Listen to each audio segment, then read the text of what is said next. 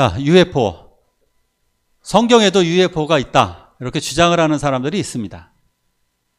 정말 성경에 UFO가 있을까? 근데 대부분 주장하면 에스겔서에 있다. 에스겔서에 외계인도 있고 우주선도 있다. 그러니까 UFO가 있다는 거죠.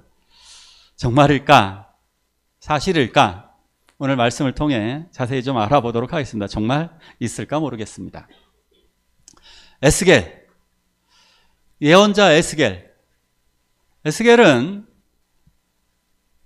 포로기 선지자라고 부릅니다. 포로기 선지자. 무슨 말이냐? 포로로 잡혀갔을 때 예언한 선지자. 그때를 포로기 선지자라고 그럽니다.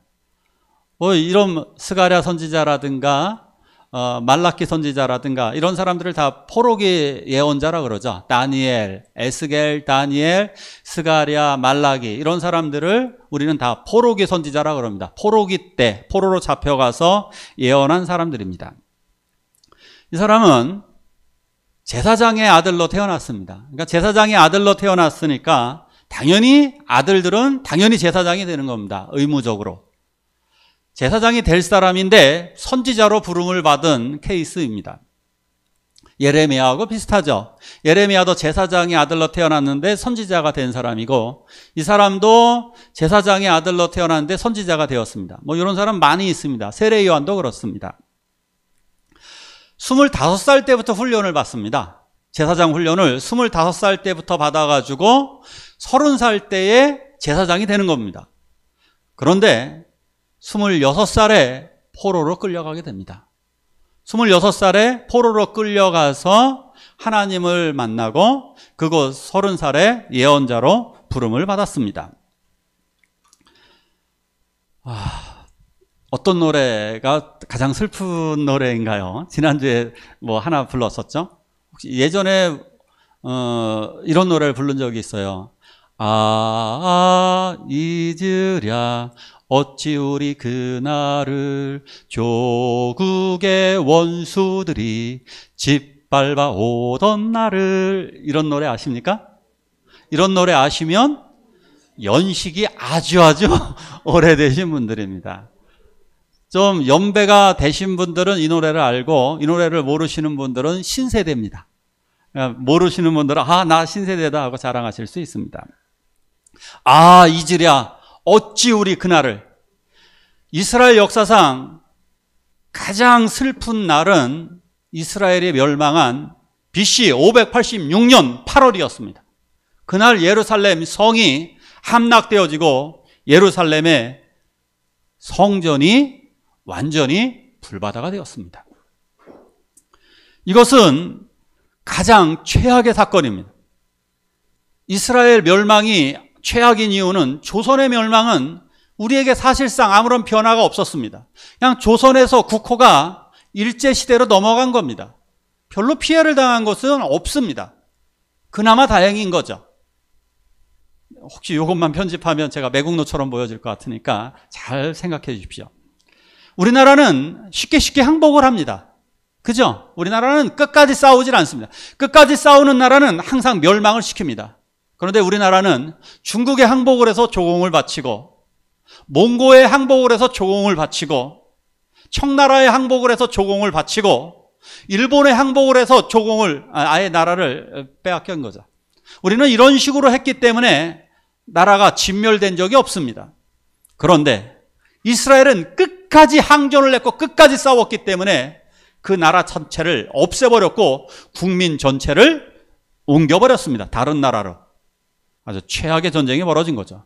바로 이때에 1차 605년도 1차로다가 느부갓네살 바벨로니아 군대가 와서 605년에 다니엘과 같은 왕족들을 먼저 잡아갑니다. 자, 그때 여호야긴이라고 하는 왕도 잡아갔습니다. 물론 어린 왕이었습니다.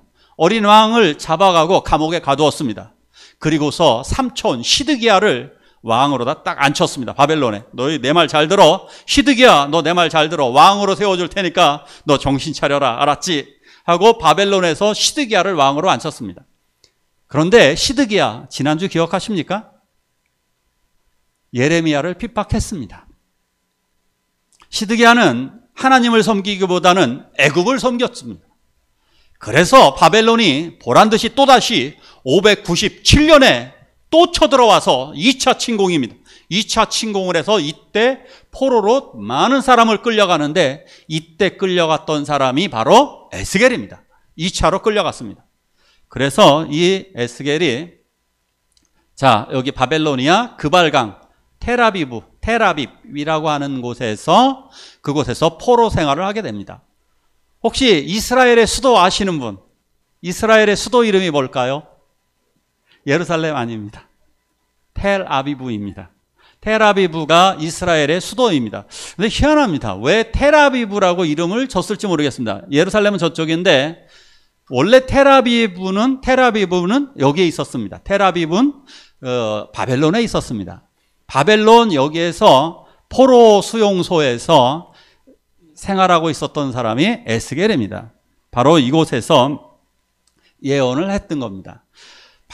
그러니까 1차로 다니엘이 끌려갔기 때문에 다니엘은 그 당시에 이미 에스겔이 알고 있었습니다. 에스겔은 다니엘을 알고 있었던 사람입니다. 에스겔은 이미 유명 인사였습니다. 다니엘은 유명 인사였고, 유명 인사였던 다니엘을 에스겔은 알고 있었습니다. 어느 날이었습니다. 어느 날 포로로 잡혀간 그 어느 날, 5년 후 어느 날 하늘이 열리는 것을 봅니다. 갑자기 하늘이 확 열립니다. 하늘이 열리면서 그는 하나님을 봅니다. 그리고 하나님이 에스겔을 선지자로 부르셨습니다. 하나님이 임재하셨고, 하나님이 에스겔, 내가 너를 선택한다. 그래서 에스겔이 이곳에서 선지자로 부름을 받았습니다. 그런데 에스겔은 퍼포먼스 선지자라고 부를 수 있습니다. 무슨 말이냐? 연극과 같은 삶을 살았던 사람입니다. 17개의 연극, 퍼포먼스, 공연, 그냥 공연이라고 말할 수 있을 것 같아요. 공연처럼 보여지는 상징적인 행동을 합니다. 그러면서 이스라엘 백성들의 회개를 촉구했던 사람이 에스겔입니다. 17개 행동을 합니다. 첫 번째, 선지자로 부름을 받자마자 벙어리가 되었습니다. 무슨 의미일까요? 선지자로 부름을 받았으면 원래 선지자들이 하는 역할은 뭐냐? 자기가 본 것을 말하는 겁니다. 이상을, 자기가 보았던 환상을, 하나님께 받았던 계시를 말로 하는 사람이 선지자입니다. 그런데 말하지 않았습니다. 벙어리가 되었습니다. 무슨 의미일까요? 왜 에스겔은 벙어리가 되었을까요? 에스겔은 이런 의도입니다. 너희들은 내가 말해도 듣지 않잖아. 이거예요. 이걸 보여주려는 겁니다. 왜 설교 말씀을 전해드리는데도 왜 듣지 않나요? 왜 하나님의 말씀이 눈앞에 있는데도 읽지 않나요? 바로 그런 얘기를 하는 겁니다. 왜 당신네들은 내가 그렇게 하나님의 메시지를 전했는데 너희들은 왜 내 말을 듣지 않니? 라고 하는 것을 하나님이 에스겔을 통해 보여지는 겁니다. 그러면 사람들 궁금할 거 아닙니까? 벙어리가 됐으니까. 그래서 에스겔에게 더 물으려고 옵니다. 자, 그러니까 이제 본격적인 퍼포먼스를 하게 됩니다. 자, 맨 왼쪽의 그림을 보면 이렇게 예루살렘 모형을 만들어 놓습니다. 모형을 만들어 놓고 이렇게 나무를 많이 세워 놓죠. 이런 거예요. 그려놓고 뭐 줄로다가 이렇게 띠를 둡니다. 너희들 애워싸이게 될 거야. 너희 이렇게 애워싸여서 굶어 죽게 될 거야. 너희 그리고 결국 이것을 무너뜨려 버립니다. 너희 이렇게 망가지게 될 거야. 이걸 연극처럼 다 보여줍니다. 그리고 잠도 왼쪽으로 390일을 잡니다. 오른쪽으로 40일을 잡니다. 예, 죄악, 이스라엘 백성들의 형벌을 담당하기 위해서 왼쪽으로 잠을 390일 동안 삽니다. 심지어 쇠똥으로 빵을 구워 먹습니다. 너희들 부정하다, 이런 뜻입니다. 너희들의 삶이 지금 부정한 거야. 너희들은 더러운 빵을 지금 먹고 있어 라고 이야기하는 겁니다. 수염과 머리털을 깎기도 하고요. 어느 날은 갑자기 그냥 탄식을 시작합니다. 아이고 계속 며칠 동안 울기만 합니다. 왜 우냐? 너희 이렇게 잡혀갈 거야, 그런 뜻입니다. 너희들 재앙이 와서 너희들 완전히 예루살렘이 멸망할 거야. 그걸 보여주기 위해서 계속해서 탄식합니다. 그리고 오른쪽에 보면 행장을 꾸려서 짐을 꾸려서 어디론가 떠나죠. 이걸 보여줍니다. 이거 마을을 돌아다닙니다. 왜 그러느냐? 너희 이렇게 이사가게 될 거야. 이 땅에서 강제로 옮겨가게 될 거야. 너희 포로로 끌려간다는 것을 보여주기 위해서 이렇게 해줍니다. 심지어 또 어떤 때는 이런 퍼포먼스를 합니다. 아내가 죽었는데 울지 말라고 하십니다. 한마디도 정말 울지 않습니다. 아내가 죽었는데 울지 않습니다. 이거 뭐예요? 너희들은 지금 위로받지 못해, 이런 얘기를 하는 겁니다. 너희들 그날이 되면 위로해 줄 사람이 없어. 여러분, 전쟁터에서 아주 비극적인 이야기 하나 들려드릴까요? 저희 아버지가 6.25 전쟁에 참전하셨습니다. 근데 6.25 전쟁에 참전하셨는데 6.25 전쟁에 우리 전쟁 영화 같은 거 보잖아요. 전쟁 영화에서 보면 동료 전우가 총에 맞습니다. 총에 맞으면 어떻게 합니까? 동료 전우가 자, 내 어깨를 매라고, 자, 힘을 내, 우리 같이 가자. 그래가지고 양쪽에서 두 명이 잡고 다리 절뚝절뚝이면서 가는 장면이 꼭 있습니다. 아버지에게 물어봤습니다. 아버지, 진짜 저래요? 그랬더니 그냥 죽인다. 그냥 탁 쏜답니다. 진짜예요? 그랬더니 아버지가 마음이 아프셨나 봐요. 그냥 이러시더라고요. 차마 대답을 못 하시는 거죠. 아버지 그럼 다 죽였어요? 딱 한 명 살렸다. 송전 사는 사람. 송전 사시는 분이 형님 살려주세요 해갖고 그 사람만 딱 한 명 살리고 나머지는 그냥 다 부상 당했다 그러면 그냥 죽였다 합니다. 모든 군인들이 그랬다는 거예요. 아버지만 그런 것이 아니라 모든 군인들이 그냥 부상병은 그냥 죽이고 가는 거래요. 이게 전쟁입니다. 슬퍼가지고 너 죽으면 어떻게 막 울면서 그러는 게 아니라 그냥 죽이고 가는 게 전쟁인 거예요. 위로해 줄 사람이 없는 겁니다. 아무도 위로해 주지 않고 아무도 슬퍼하지 않는. 왜? 슬퍼할 처지가 못 되는 거예요. 그것이 전쟁이라는 것을 보여주고 있는 것입니다. 하나님은 이렇게 이 이스라엘 백성들에게 회개할 기회를 주었습니다. 이사야 선지자에게도 주었고요, 호세아 선지자에게도 주었고요, 요나 선지자에게도 주었고요, 수없이 많은 선지자들에게 계속해서 외친 메시지가 회개하라, 너희에겐 기회가 있다는 거예요. 심지어 기회를 이미 2번 주었어요.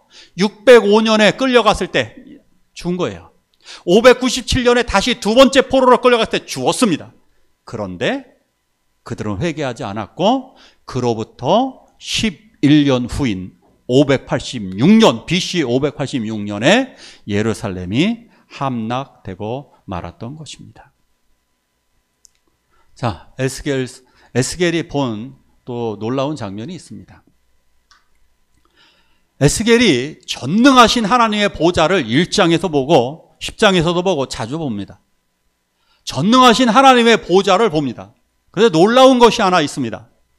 보좌 위에 하나님이 앉아 계시는 것입니다.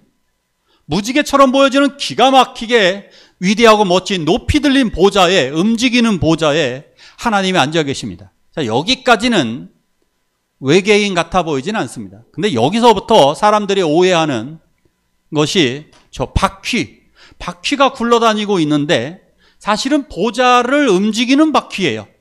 보좌가 있는데 하나님의 보좌가 어디든지 다닐 수 있도록 그 바퀴가 존재하고 있는데 그 바퀴에 희한한 것이 있습니다. 그 바퀴에 뭐가 있냐면 눈이 있습니다. 그것도 아주 많은 눈들이, 바퀴 둘레에 눈들이 있고 거기에 심지어 영들까지 있는 겁니다.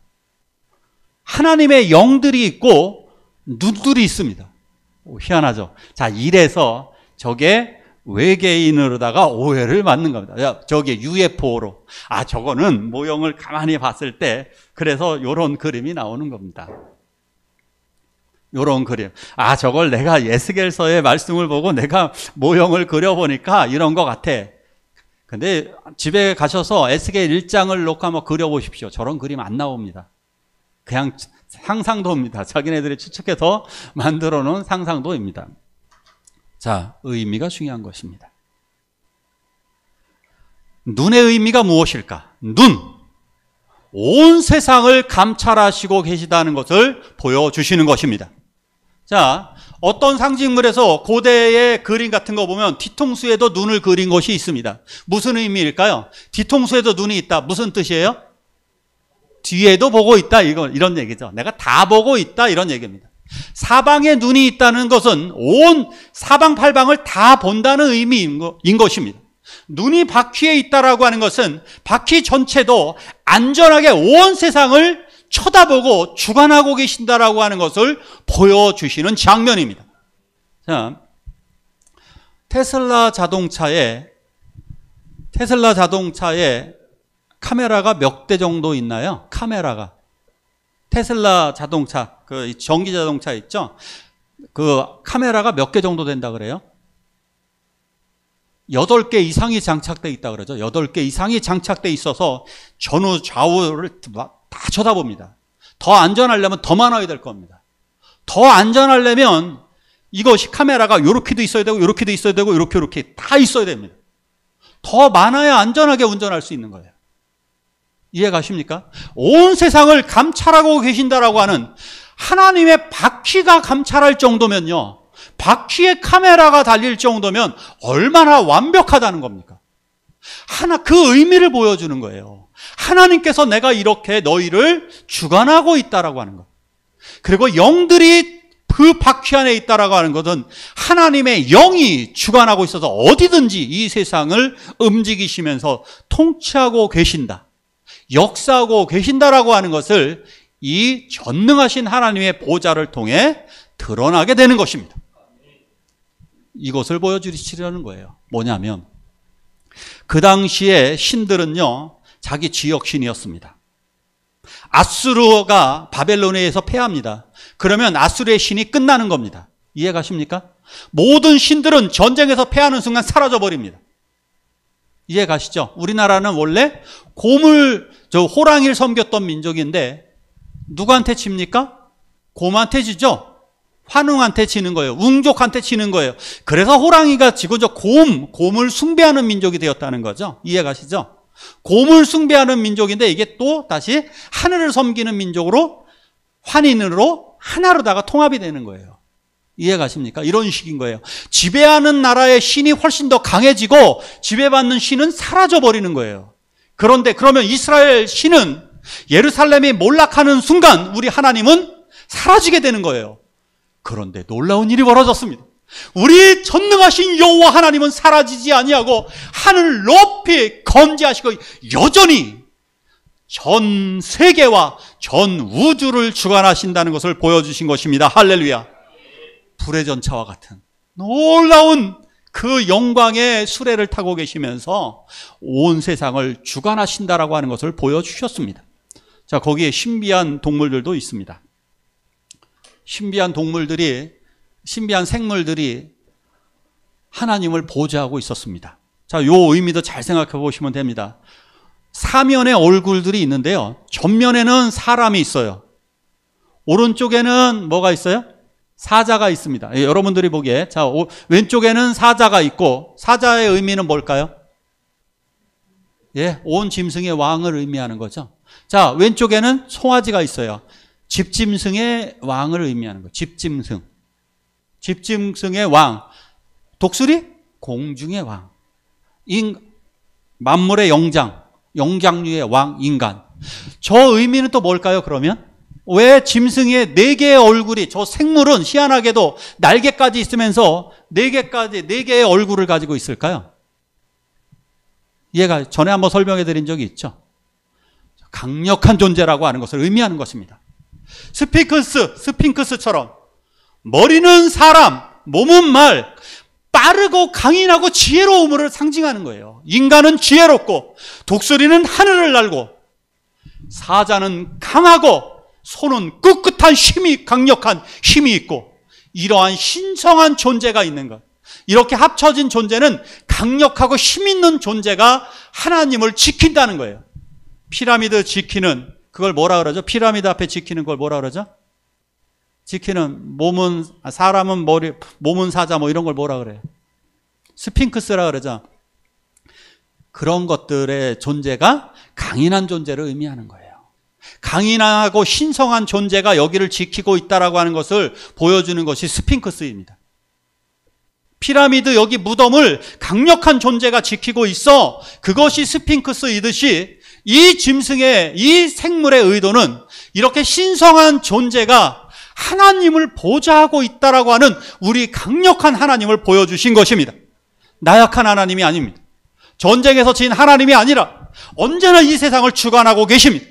이것은 UFO의 존재, 외계인의 존재가 아니라, 외계인이야가 아니라 하나님이 이렇게 우주 만물을 주관하시고 신성한 존재가 떠받칠 정도로 강력한 하나님이시라는 사실입니다.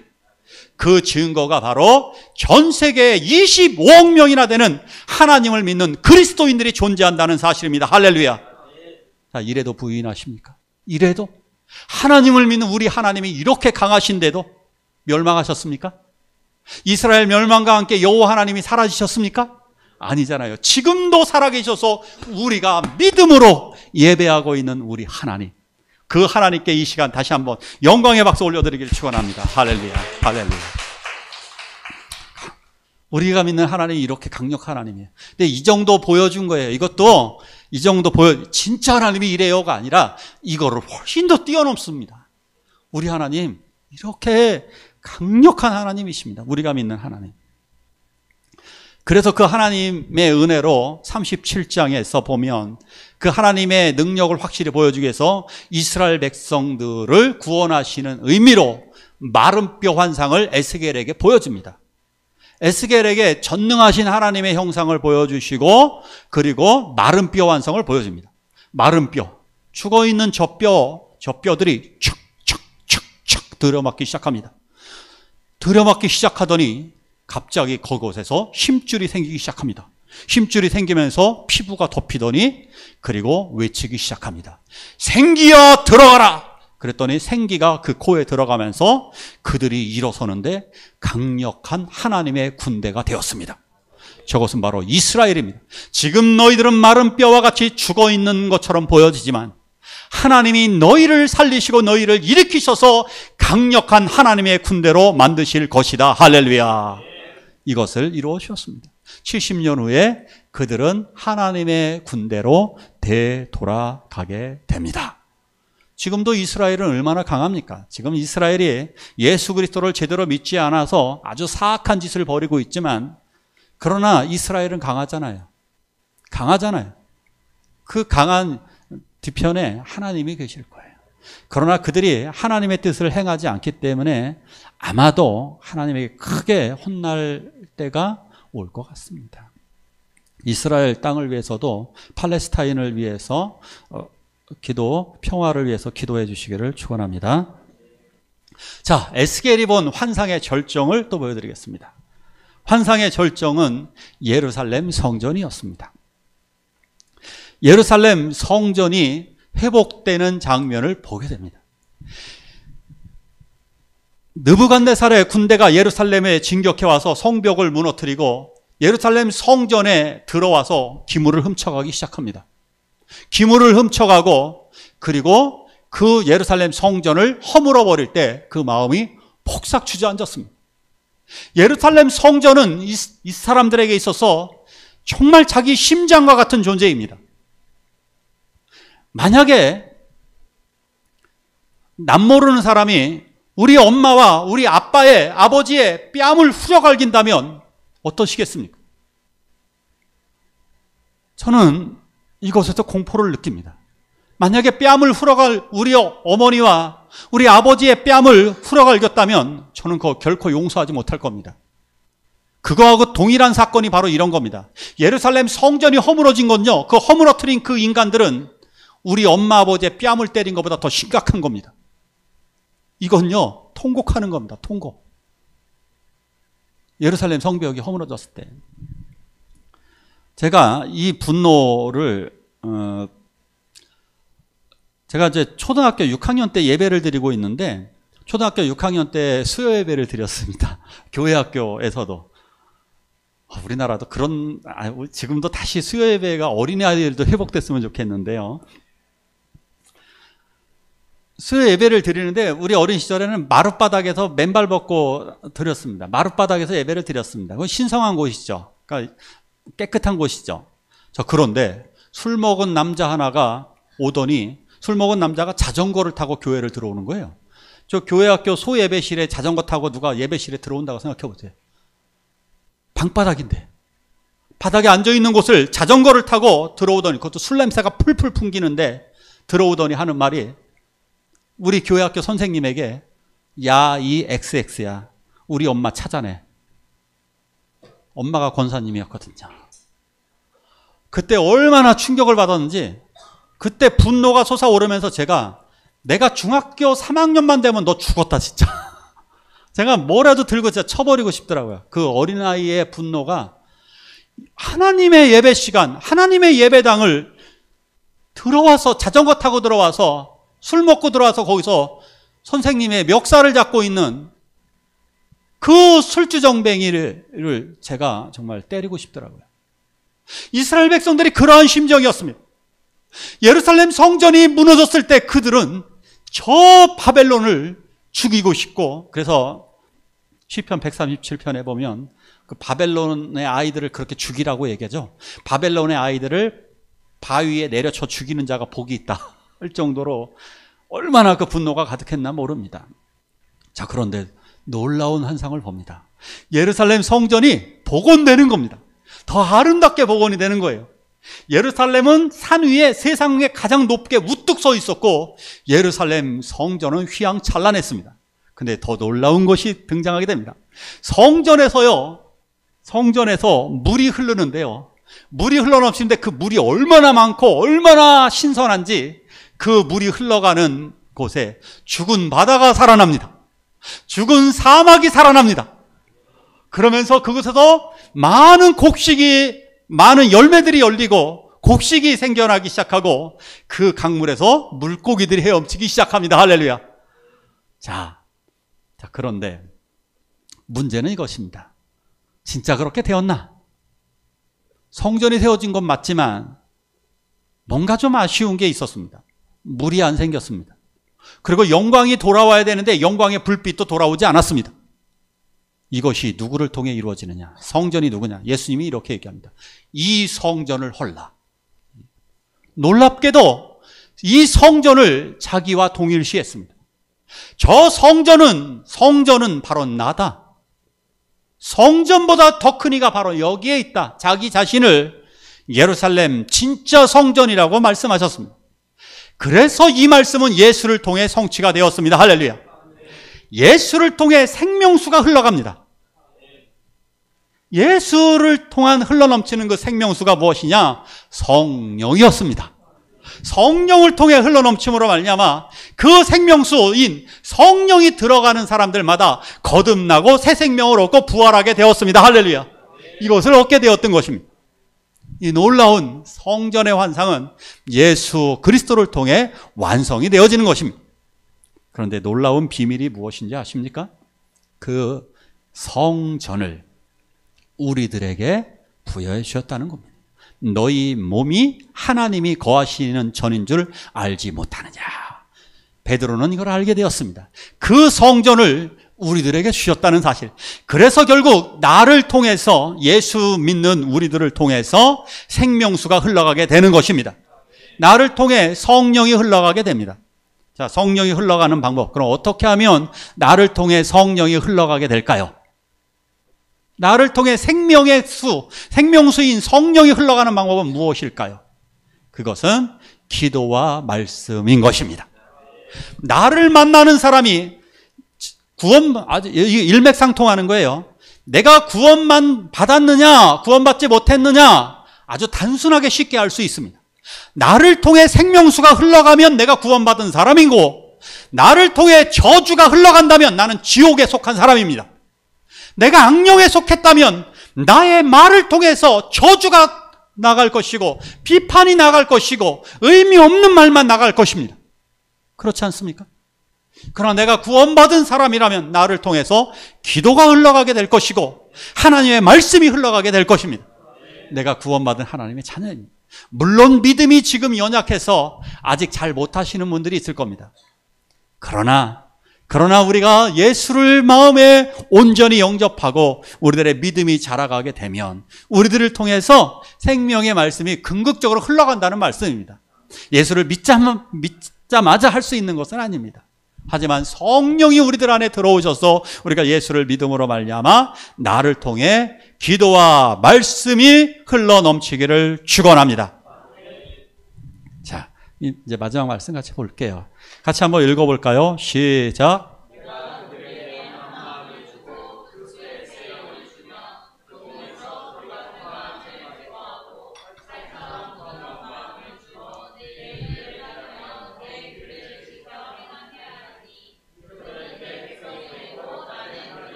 아멘. 여기까지요. 자, 그런데요. 위에 거는 11장 말씀이고 밑에 거는 36장 말씀인데 거의 내용도 비슷하죠. 이게 에스겔의 거의 주제 중에 하나예요. 내가 너희에게 새 영, 새 마음을 주겠대요. 그 성령이 들어오면 그래서 무슨 마음이 생기냐? 부드러운 마음이 생깁니다. 악령이 들어오면 완악하고 딱딱하고 남의 말 안 듣습니다. 이기적입니다. 성령이 들어오게 되면 부드러워서 다른 사람 이야기를 듣는 거예요. 왜 정치인들이 자기 주장만 하느냐? 성령의 사람이 아니기 때문입니다. 성령의 사람이 아니니까 남의 이야기에 공감도 안 해주고 듣지도 못합니다. 그러나 성령의 사람은 남의 이야기 듣고 남을 비난하지 않고 부드러운 마음이 생기는 겁니다. 이게 성령의 사람입니다. 성령이 들어오면 부드러운 마음을 줘서 결국 그 이유가 뭐냐? 하나님이 우리들의 하나님이 되시기 위하여서인 것입니다. 정말 제가 한번 재미있는 썰렁한 농담 한번 해볼까요? 우리 교회는 7영이 필요합니다. 우리 교회에 지금 몇 영이 있을까요? 우리 교회에 지금 몇 영이 있을까요? 7영이 있어야 돼요. 우리 교회에 7영이 있을까요? 한번 볼게요. 한번.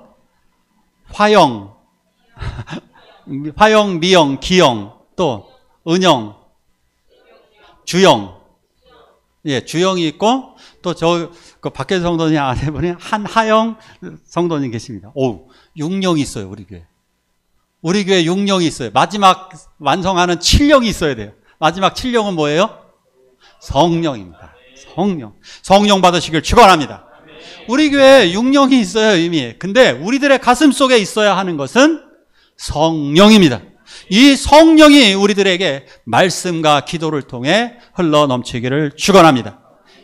이래서 이 말씀을 통해 우리가 에스겔이 보여주었던 말씀이 바로 이 말씀입니다. 에스겔은 너희들의 삶은 포로로 잡혀와서 너희들은 지금 고통스럽고 포로 노예의 삶을 살고 있지만 아니야. 우리 하나님은 전능하신 하나님이시고 온 우주를 주관하시고 그리고 이 성전을 다시금 회복시켜 주실 것이다. 그리고 너희들에게 성령을 부어 주실 것이다. 우리 이 시간 함께 찬양하시길 원합니다. 찬양하고 기도하실 때 하나님, 내가 에스겔의 이 말씀과 같이 성령을 통해 우리들에게 생명의 말씀이 흘러넘치게 해달라고 통성으로 기도하시겠습니다.